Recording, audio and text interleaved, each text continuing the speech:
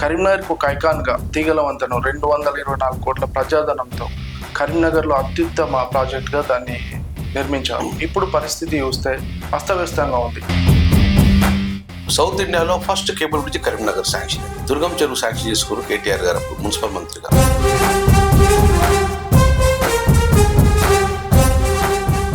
ప్రభుత్వం చేంజ్ అయిపోయింది. Cable బ్రిడ్జిలో lighting వ్యవస్థ ఉంది. అధికారుల అలసత్వం అంటే నేను ఎవరు తప్పట్లేను కానీ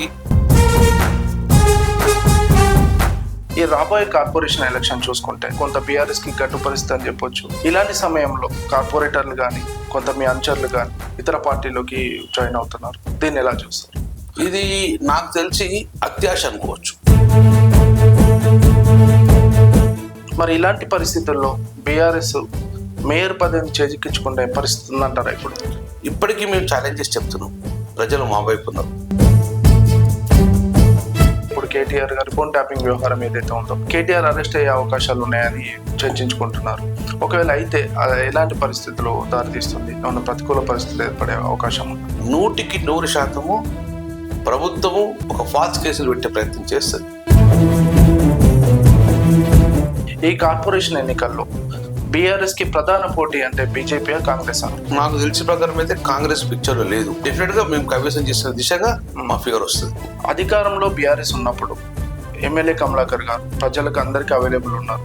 ఇప్పుడు అధికారంలో పార్టీ లేదు, కొంత ప్రజలకి ఎమ్మెల్యేకి కొంత గ్యాప్ వచ్చింది అని చర్చించుకుంటున్నాం. దీనిపై మీ కామెంట్? ఎక్కడ లేదు.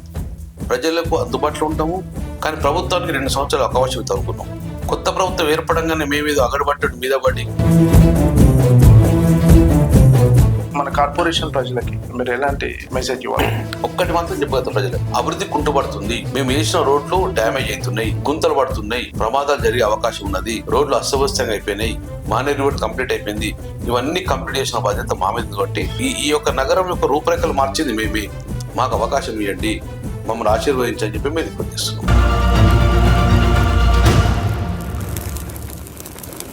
Welcome to Suman TV. నేను మీ సదాచారి. తెలంగాణలో మున్సిపల్ కార్పొరేషన్ ఎలక్షన్స్ రంగం సిద్ధమైంది. మరి కరీంనగర్ కార్పొరేషన్ ఎలక్షన్స్ పై సర్వత్రా ఆసక్తి నెలకొంది. మరి ఈ తరుణంలో కరీంనగర్ బల్దియాపై జెండా పాతే పార్టీ ఎవరు? మరి ప్రస్తుతం మనం కరీంనగర్ ఎమ్మెల్యే గంగల కమలాకర్ గారితో ఉన్నాము. వారి మాటల్లో తెలుసుకున్నాం. నమస్తే సార్. నమస్తే అండి. మీకు మీ ద్వారా సుమన్ టీవీ ద్వారా తెలంగాణ ప్రజలందరూ కూడా మనస్ఫూర్తిగా అభినందనలు. ముఖ్యంగా సుమన్ టీవీ అత్యంత తక్కువ సమయంలోనే మంచి ప్రాచుర్యం ఉంది. ప్రజా సమస్యలు ప్రభుత్వం దృష్టి తీసుకెళ్లడంలో సఫలమైంది. కాబట్టి ప్రజల ఆదరణ ఉన్న సుమన్ టీవీకి మీ ద్వారా శుభాకాంక్షలు తెలుసుకుంటా.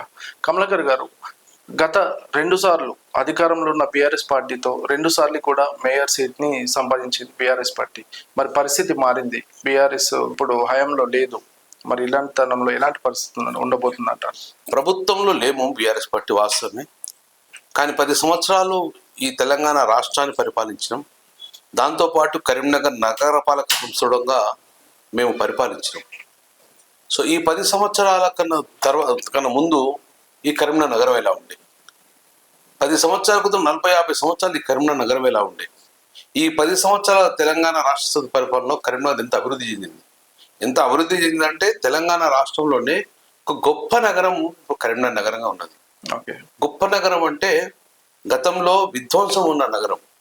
రోడ్లు పగిలి, రోడ్ల మీద మురికికాలు ప్రవహించి, మురికికాల పక్కకు చెత్తకుండి చుట్టూ పందులు, వంగిపోయిన పోళ్ళ మధ్యన వెలుగని దీపాలు, ఆ రోడ్డుకు ఉన్న డ్రైన్ మధ్యన ఉన్న మట్టి, ఆ మట్టి మొత్తం కూడా బురదమై ఉండడం కరీంనగర్లో 40-50 సంవత్సరాలు చూసాం మేము ఇక్కడ. కానీ ఏ రోజు కూడా రాష్ట్ర ప్రభుత్వం నుంచి కేంద్ర నిధులు రాక మున్సిపల్ నిధులతో రోడ్ వేయడం వల్ల 40-50 సంవత్సరాలు ఇల్లు కట్టుకున్న ఒక వ్యక్తి ఇంటి ముందు రోడ్ వేయాలంటే నిధులు లేక 40-50 సంవత్సరాలు ఇబ్బంది పడ్డారు. తెలంగాణ రాష్ట్ర సమితి రావడం, కేసీఆర్ గారు నేరుగా మున్సిపల్ నిధులు కాకుండా నేరుగా రాష్ట్ర నిధులు తీసుకురావడం వల్ల ఈరోజు కరీంనగర్ లో మట్టి అనేది కనబడదు, డ్రైనేజ్ వ్యవస్థ అనేది కనబడదు. అంతా అండర్ గ్రౌండ్ డ్రైనేజ్ చేసేసి అద్భుతంగా తయారు చేసి ఈరోజు నీట్ అండ్ క్లీన్ సిటీగా కరీంనగర్ చేసామంటే కేవలం బీఆర్ఎస్ హయాంలో సుమారు 1650 కోట్ల రూపాయలు తీసుకువచ్చి కరీంనగర్ అద్భుతంగా డెవలప్ చేసినటువంటి ఈ రాష్ట్రంలో ఏదైనా పార్టీ ఓట్లు అడిగే హక్కు ఉంది కరీంనగర్ అంటే కేవలం బీఆర్ఎస్ పార్టీ మాత్రమే ఓటు అడిగే హక్కే ఉంది. కమలాకర్ గారు, మీరు ఇలా చెప్తున్నారు, మా బీఆర్ఎస్ హయాంలో ఇంత అభివృద్ధి జరిగిందని చెప్తున్నారు. ఇతర పార్టీ బీజేపీ నాయకులు కానీ ఇతర పార్టీ వాళ్ళు కానీ స్మార్ట్ సిటీ నిధులతోని సెంట్రల్ నుంచి వచ్చిన నిధులతోనే కరీంనగర్ డెవలప్మెంట్ అయిందని చెప్తున్నారు. దీనికి మీరేమంటారు? ఆ రోజు స్మార్ట్ సిటీ కరీంనగర్కి వచ్చినప్పుడు ఎంపీగా వినోద్ కుమార్ మాత్రమే ఉన్నారు. రాష్ట్ర ముఖ్యమంత్రి కేసీఆర్ ఉన్నారు. ఈ తెలంగాణ రాష్ట్రంలో రెండు నగరాలకు స్మార్ట్ సిటీ హోదా ఇచ్చారు. ఒకటి హైదరాబాద్, ఒకటి కరీంనగర్, ఒకటి వరంగల్. కానీ కేసీఆర్ గారు అభివృద్ధి చేయాలంటే కరీంనగర్ అభివృద్ధి చేసుకుందాం, ఉత్తర తెలంగాణలో జిల్లాలు ఉన్నాయి, సో తెలంగాణ ఉద్యమానికి వచ్చి పెట్టుబడింది, హైదరాబాద్ ఏ నిధులతో నేను డెవలప్ చేసుకుంటా, కానీ నాకు ఈ కరీంనగర్ నగరమే స్మార్ట్ సిటీలో కేటాయించాలి. స్మార్ట్ సిటీ నిధులు కేవలం కేంద్రానియే కాదు, రాష్ట్ర ప్రభుత్వం యొక్క 50% వాటా, 50% కేంద్రాన్ని వాటా. సో ఆ రోజు కరీంనగర్ రావాలంటే ఆ రోజు వినోద్ కుమార్ ఎంపీ గారు, నేను, అక్కడ ఉన్న మేయర్ రవీంద్ర సింగ్ గారు, అప్పుడు అందరం వెళ్ళి మేము వెంకయ్యని గెలిచాం. ఆ కేసీఆర్ గారితో ఫోన్ చేయించుకొని కేసీఆర్ గారు నోట్ ఇచ్చేసి అప్పుడు మేము హైదరాబాద్ నగరం కాకుండా కరీంనగర్ నగరాన్ని తీసుకొచ్చిన ఘనత ఆ రోజు కేసీఆర్ గారిది, రాష్ట్ర ప్రభుత్వం. ఆ నిధులతోటి ఈరోజు వరంగల్లోకి వచ్చినాయి. కానీ యూటిలైజేషన్ లో కరీంనగర్ నెంబర్ 1. మేమే డిజైన్ చేసినాం, మేమే రోడ్ చేసినాం, అద్భుత ఐలాండ్స్, అద్భుత పార్క్స్ అద్భుతంగా చేసుకొని కరీంనగర్ లో 100% యూటిలైజ్ చేసుకొని కరీంనగర్ ను అద్భుతంగా చేసుకున్నాం. ఇటు సీఎం అసిడెన్స్ కానీ, ఇటు స్మార్ట్ సిటీ కానీ, ఇటు R&B స్పెషల్ ఫండ్ తో కానీ, ఈ అన్నిటితో కలిసి కరీంనగర్ అద్భుతంగా తీసుకున్నాం. దీనికి కేవలం ఈ కరీంనగర్ కు స్మార్ట్ సిటీ రావాలంటే ముఖ్య పాత్ర పోషించింది కేసీఆర్ గారు. బీఆర్ఎస్ హయాంలో ఉన్నప్పుడు, మీరు మంత్రిగా ఉన్నప్పుడు కరీంనగర్ కు ఐకాన్ గా తీగల వంతెన 224 కోట్ల ప్రజాధనంతో కరీంనగర్ లో అత్యుత్తమ ప్రాజెక్ట్ గా దాన్ని నిర్మించారు. ఇప్పుడు పరిస్థితి చూస్తే అస్తవ్యస్తంగా ఉంది. అంటే ఇది ప్రభుత్వ తప్పిదం అంటారా, లేక అధికారుల పొరపాట్లు అంటారా? అసలు దీనిపైన చర్యలేవి? సౌత్ ఇండియాలో first cable bridge Karimnagar sanction అయింది సౌత్ ఇండియాలో. తదనంతరం 6 నెలల తర్వాత దుర్గం చెరువు శాంక్షన్ చేసుకున్నారు కేటీఆర్ గారు అప్పుడు మున్సిపల్ మంత్రిగా. కానీ నిధులు తొందరగా ఇవ్వడం వల్ల దుర్గం చెరువు తొందరగా కంప్లీట్ అయింది. దాని తదనంతరం మనకు కంప్లీట్ అయింది కరీంనగర్ కేబుల్ బ్రిడ్జ్. ఇప్పటికీ సౌత్ ఇండియాలో రెండు ఉన్నాయి కేబుల్ బ్రిడ్జ్లు, ఒకటి కరీంనగర్, ఒకటి దుర్గం చెరువు. సో నేను కూడా అక్కడ కేబుల్ బ్రిడ్జ్ ఎందుకు రికమెండ్ చేశానంటే, మానేరు రివర్ ఫ్రంట్ స్టార్ట్ చేసాం. సబర్మతి రివర్ ఫ్రంట్ చూసినాం మేము ప్రత్యక్షంగా వెళ్ళి. సబర్మతి రివర్ ఫ్రంట్ అంటే అస్తవ్యస్తమైన ఒక స్ట్రీమ్ ను నీట్ గా చేసి ప్రజలకు అందుబాటులో తేవాలి, టూరిజం అట్రాక్ట్ కావాలని చెప్పేసి సబర్మతి రివర్ ని తీసుకొని మానేరు రివర్ ఫ్రంట్ స్టార్ట్ చేసాం. ఆ మానేరు రివర్ ఫ్రంట్ లో రాకపోకలు సాగాలంటే, ఆ కింద బోట్లు తిరగాలంటే 2 పిల్లర్లు కావాలి, పిల్లర్స్ అడ్డం ఉంటాయని చెప్పేసి కేబుల్ బ్రిడ్జ్ ఆ రోజు మేము శాంక్షన్ చేసుకోవడం జరిగింది. కేసీఆర్ గారు రివర్ ఫ్రంట్ 600 కోట్లతోటి, ఈ కేబుల్ బ్రిడ్జ్ 250 కోట్లతోటి విత్ డైనమిక్ లైటింగ్ సిస్టమ్ తోటి ఆ రోజు నేనే వెళ్ళి శాంక్షన్ చేసుకోవడం జరిగింది. సో అద్భుతంగా డైనమిక్ లైటింగ్ స్టార్ట్ చేసాం, బ్యూటిఫుల్ గా డిస్ప్లేస్ ఉన్నాయి. కానీ తదనంతరం ప్రభుత్వం చేంజ్ అయిపోయింది. మానేరు రివర్ ఫ్రంట్ ఎక్కడెక్కడ ఆపేసింది, కేబుల్ బ్రిడ్జ్ లో లైటింగ్ వ్యవస్థ ఉంది. అంటే నేను ఎవరు తప్పట్లేను, కానీ అధికారుల అలసత్వం. ప్రభుత్వాలు మారొచ్చు సార్, నాయకులు మారొచ్చు, ప్రజాధనం కదా, వాళ్ళు కొనసాగించాల్సిన అవసరం ఉంది కదా. నేను అనేది అక్కడిని ప్రభుత్వంలో చొరవ తీసే నాతులు లేదు, రివ్యూ మీటింగ్ పెట్టే నాతులు లేదు. నేను మంత్రిగా ఉన్నప్పుడు నెలకు రివ్యూ మీటింగ్ పెడతాం నగరం డెవలప్మెంట్ మీద. కానీ ఇప్పుడున్న పరిస్థితిలో రివ్యూ మీటింగ్స్ లేవు, ఆదేశాలు ఇచ్చే నాయకులు లేడు, ఆదేశాలు ఇచ్చిన ఇంప్లిమెంట్ చేసే వ్యవస్థ లేదు. కాబట్టి అంత ప్రభుత్వ అలసత్వం వల్ల ఈరోజు వెలిగిన కేబుల్ బ్రిడ్జ్ గుడ్డి దీపంగా మారిపోయింది. చాలా బాధాకరం. అది ప్రభుత్వాలు మారుతూ ఉంటాయి, వ్యవస్థ డెవలప్మెంట్ కంటిన్యూ అవుతుండాలి, డెవలప్మెంట్ ఆపకూడదు, కంటిన్యూ అవుతుండాలి. రివర్ ఫ్రంట్ అక్కడ ఆగిపోయింది. మేము సౌత్ కొరియా నుంచి పోయి 100 కోట్ల శాంక్షన్ చేసుకొని పెద్ద ఫౌంటైన్ చెడితే అది అక్కడ ఆగిపోయింది. లైటింగ్ డైనమిక్ వ్యవస్థ పెరిగే పరిస్థితి లేదు. సో చాలా బాధాకరం. ఉండే ఆ రోడ్డు కూడా ఇప్పుడు మళ్ళీ దాన్ని 2,000 కోటేసే పరిస్థితి వచ్చింది.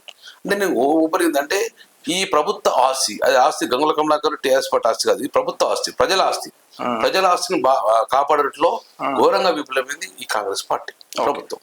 ఈ రాబోయే కార్పొరేషన్ ఎలక్షన్ చూసుకుంటే, అంటే ఇంతకు ముందు బీఆర్ఎస్ హయాంలో అధికారంలో ఉన్నప్పుడు అందరు కార్పొరేట్లు ఓకే, ఇప్పుడు చూసుకున్నట్టయితే కొంత బీఆర్ఎస్ కి గడ్డు పరిస్థితి అని చెప్పొచ్చు. ఇలాంటి సమయంలో కార్పొరేటర్లు కానీ, కొంత మీ అనుచరులు కానీ ఇతర పార్టీలోకి జాయిన్ అవుతున్నారు. దీన్ని ఎలా చూస్తారు? ఇది నాకు తెలిసి అత్యాశ అనుకోవచ్చు, ఒక ప్రిన్సిపల్స్ లేవు.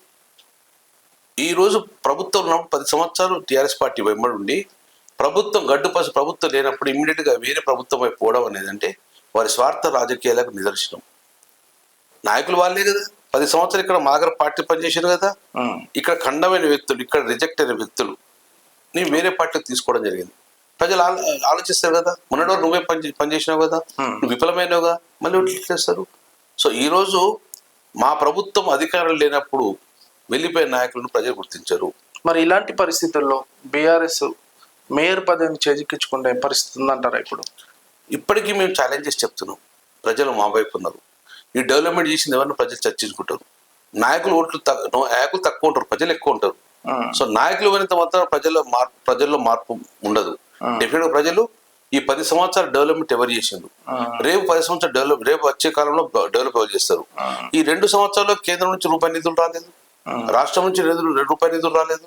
కేంద్ర రాష్ట్రాలు ఈ 2 సంవత్సరాల్లో రూపాయి తెలియదు కాబట్టి విఫలమైనవి. ఇంకా 3 సంవత్సరాలు తెస్తాను నమ్మకలేదు. సో ప్రజలకు డెఫినెట్ గా రేపు రాబోయే కాలంలో కేసీఆర్ ప్రభుత్వం వస్తుంది, టీఆర్ఎస్ పార్టీ వస్తుంది కాబట్టి ఇప్పుడు ఆ నాయకత్వాన్ని ఎన్నుకోవాలని చెప్పేసి ప్రజలు డిసైడ్ అయింది. కాబట్టి డెవలప్మెంట్ చేసింది మేము, రేపు డెవలప్మెంట్ మేమే చేస్తాం నమ్మకం కాబట్టి డెఫినెట్ గా ప్రజలు మాకు ఓటేస్తారని మేము భావిస్తున్నాం. నాయకులు వేరు కావచ్చు, కానీ డెఫినెట్ కొత్త నాయకత్వాన్ని మేము పుట్టిస్తాం. తెలంగాణ పుట్టిందే ఉద్యమం కోసం పుట్టింది. డెఫినెట్ గా కొత్త నాయకత్వం పుట్టిస్తాం. ఆ నాయకత్వాన్ని ఎట్లా పరిస్తుంటే రేపు పార్టీ ముఖ్యం అనే విధంగా తయారు చేస్తాం. ఓకే, అంటే తెలంగాణ రాష్ట్రంలో చూసుకుంటే ఇప్పుడు కేటీఆర్ గారి ఫోన్ ట్యాపింగ్ వ్యవహారం ఏదైతే ఉందో కేటీఆర్ అరెస్ట్ అయ్యే అవకాశాలు ఉన్నాయని చర్చించుకుంటున్నారు.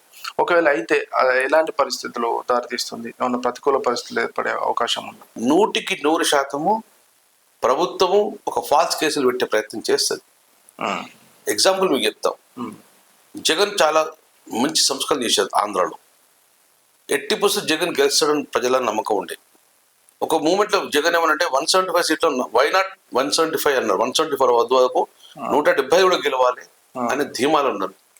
ఎప్పుడైతే చంద్రబాబు నాయుడు ఫాల్స్ కేసులో అరెస్ట్ చేశారో ప్రజల తిరుగుబాటు మొదలైంది. 11 సీట్లకు పరిమితమైంది. ఇది ప్రజల రియాక్షన్ అట్లుంటది. ప్రజల రియాక్షన్ 1 మినిట్ చేంజ్ అయిపోతుంది. సో ఫాల్స్ కేసులు పెట్టి జైలుకి అయితే ప్రజలు హర్షిస్తారు. అలాగే ఈరోజు తెలంగాణలో ఫాల్స్ కేసు అరెస్ట్ చేస్తే టెంపరీ అరెస్ట్ చేసుకోవచ్చు, 1 మంత్ 2 మంత్ జైలు పెట్టే ప్రయత్నం చేస్తే కావచ్చు. కానీ ప్రజల రియాక్షన్ వలన పుట్టగతులు లేకుండా ఈ ప్రభుత్వం పోతుందని చెప్పి నేను చెప్తున్నాను. సో అలాంటి తొందరపాటు చర్యలు ఈ రేవంత్ రెడ్డి ప్రభుత్వం చేస్తారనే నమ్మకం లేదు, నమ్మను కూడా. మీరు రీసెంట్ గా కార్పొరేషన్ ఎలక్షన్స్ గురించి అంటే డీలిమిటేషన్ గురించి, ఓటర్ జంపింగ్ గురించి కామెంట్ చేశారు. దాని గురించి అశాస్త్రీయంగా చేశారు. శాస్త్రీయ పద్ధతుల్లో ఎక్కడ చేయలేదు. ఇష్టానుసారంగా ప్రభుత్వం ఇన్వాల్వ్మెంట్ అయింది. ప్రభుత్వం వారికి అనుకూలంగా ఈ రోజు రిజర్వేషన్ చేసే ప్రయత్నం చేసుకున్నాం. ఎలక్షన్ కమిషన్ ఇన్వాల్వ్మెంట్ ఉండాలి కానీ ప్రభుత్వం ఇన్వాల్వ్మెంట్ ఉండకూడదు. డీలిమిటేషన్ కానీ అధికారులు చేయాలి. డీలిమిటేషన్ నార్త్ ఈస్ట్ నుంచి స్టార్ట్ చేయాలి. శాస్త్రీయంగా చేయాలి. అశాస్త్రీయంగా చేసుకొని ఇష్టానుసారం చేయడం వల్ల ఈ రోజు ఇబ్బందులు అవుతుంది. రిజర్వేషన్ ప్రక్రియ ఇవ్వడంగా 7 ఎస్సీ సీట్లు కావాలి. ఎక్కువ ఓటింగ్, ఎక్కువ జనాభా ఉన్న సీట్లు మాత్రమే కేటాయించాలి. కానీ తక్కువ ఎస్సీ జనాభా ఉన్నదాన్ని ఎస్సీ చేసి ఎక్కువ జనాభా ఉన్నది జనరల్ చేయడం వల్ల ఎస్సీలకు రావాల్సిన హక్కులు కోల్పోయినని భావిస్తాం. వారికి వచ్చిన రిజర్వేషన్ కోల్పోతున్నారు. కాబట్టి ఇదన్నిటి కోర్టును ఆశ్రయించడం, శాస్త్రీయ ప్రకారం చేయమని చెప్పాం. అశాస్త్రీయంగా చేయడం బట్టి పొరపాటు చేసిన వారు ఒక కంప్యూటర్ అప్పుడు తప్పు చేస్తే మొత్తం వ్యవస్థ తప్పు జరిగినట్టు అవుతుంది. కాబట్టి దీని మీద చర్యలు తీసుకోమని చెప్పి మేము డిమాండ్ చేస్తాం. డెఫినెట్ గా ఎప్పుడు ఇంకా పోరాటం చేస్తుంది. ఈ కార్పొరేషన్ ఎన్నికల్లో బీఆర్ఎస్ కి ప్రధాన పోటీ అంటే బీజేపీ కాంగ్రెస్? నాకు తెలిసిన ప్రకారం అయితే కాంగ్రెస్ పిక్చర్ లో లేదు. ఇక్కడ ఎంఎం బలంగా ఉంటది, బీజేపీ బలంగా ఉంటది, బీఆర్ఎస్ బలంగా ఉంటది. ఈ మూడిట్లో మెజార్టీ స్థానాలు బీఆర్ఎస్ తీసుకుంటది. మాకు బలమైన నాయకత్వం ఉన్నది. సెకండ్ ప్లేస్ లో మాత్రం డెఫినెట్ గా బీఆర్ఎస్, బీజేపీ, ఎంఎం 2 ఉంటాయి. థర్డ్ ప్లేస్ లో మాత్రము కాంగ్రెస్ ఉండే పరిస్థితి ఉన్నది. లీడింగ్ లో బీఆర్ఎస్ పార్టీ ఉంటది. డెఫినెట్ గా మేము కైవసం చేసిన దిశగా మా ఫిగర్ వస్తుంది. వన్ స్ట్రేట్ క్వశ్చన్ కమలాకర్ గారు, అధికారంలో బీఆర్ఎస్ ఉన్నప్పుడు ఎమ్మెల్యే కమలాకర్ గారు ప్రజలకు అందరికీ అవైలబుల్ ఉన్నారు. ఇప్పుడు అధికారంలో పార్టీ లేదు, కొంత ప్రజలకి ఎమ్మెల్యేకి కొంత గ్యాప్ వచ్చింది అని చర్చించుకుంటారు. దీనిపై మీ కామెంట్? ఎక్కడ లేదు. ప్రజలకు అందుబాటులో ఉంటాము. కానీ ప్రభుత్వానికి 2 సంవత్సరాలు అవకాశం ఇద్దాం అనుకున్నాం. కొత్త ప్రభుత్వం ఏర్పడంగానే మేమేదో అగడబట్టడం మీద పడి ప్రజలు ఒక అవకాశం ఇచ్చారు ప్రభుత్వాన్ని, రేవంత్ రెడ్డి గారికి. డెఫినెట్ గా మంచి వచ్చాడో ప్రజలు అవకాశం ఇచ్చారు. 2 సంవత్సరాలు ప్రూవ్ చేసుకుని బాధ్యత ఉందని చెప్పినాం. సో ఈ 2 సంవత్సరాలు కాకపోతే మేము ప్రజా పోరాటం చేసి నువ్వు తప్పు చేసింది అంటే ప్రజలు హర్షించారు, టైం ఇవ్వాలని. అందుకే 2 సంవత్సరాల దాకా ఈ ప్రభుత్వానికి అవకాశం ఇచ్చాం. ప్రజా సమస్యలు తీర్చడంలో విఫలమైతే ప్రజలకు అండగా ఉన్నాం. కానీ ఊరికే మార్గ ప్రభుత్వాన్ని ఇబ్బంది పెట్టే ప్రయత్నం చేయలేము. అందుకే ఈ 2 సంవత్సరాలలో ప్రజా సమస్యలు ఉన్నప్పుడు డెఫినెట్ రియాక్ట్ అయినాము. ఇప్పుడు ఈ 2 సంవత్సరాల తర్వాత డెఫినెట్ ప్రజా సమస్యలు పరిష్కారంలో విఫలమైన ఓకే. డెఫినెట్ ప్రజల పక్షాన ఉంటూ పోరాటం చేస్తాం. మీరు ఏదైతే హామీలు ఇచ్చారో ఆ హామీ నిలబెట్టగా మేము ఎక్కడెక్కడ అవసరం ఉందో అక్కడ మేము శాసనసభలో మా గొంతు వినిపించినాం. రేపు ఇక్కడ ఇలాంటి సమస్య ప్రజా సమస్య వచ్చినప్పుడు మా గొంతు వినిపిస్తూనే ఉన్నాం. ఓకే. డెఫినెట్ గా ప్రజలకు అందుబాటులో ఉంటే ఇప్పుడు మేము 4 సార్లు గెలిచినామంటే ప్రజలకు అందుబాటులో ఉన్న విధంగానే ఉన్నాం. కాబట్టి ఎప్పుడు 24 hours మా ఫోన్ స్విచ్ ఆఫ్ ఉండదు, స్విచ్ ఆన్ ఉంటుంది. అన్ని సో ఎప్పుడు అందుబాటులో ఉంటా అంటారు. 100% ఎప్పటికీ అందుబాటులో ఉంటుంది. డౌట్ లేదు. ఓకే. ఫైనల్లీ మన కార్పొరేషన్ ప్రజలకి మీరు ఎలాంటి మెసేజ్ ఇవ్వాలి?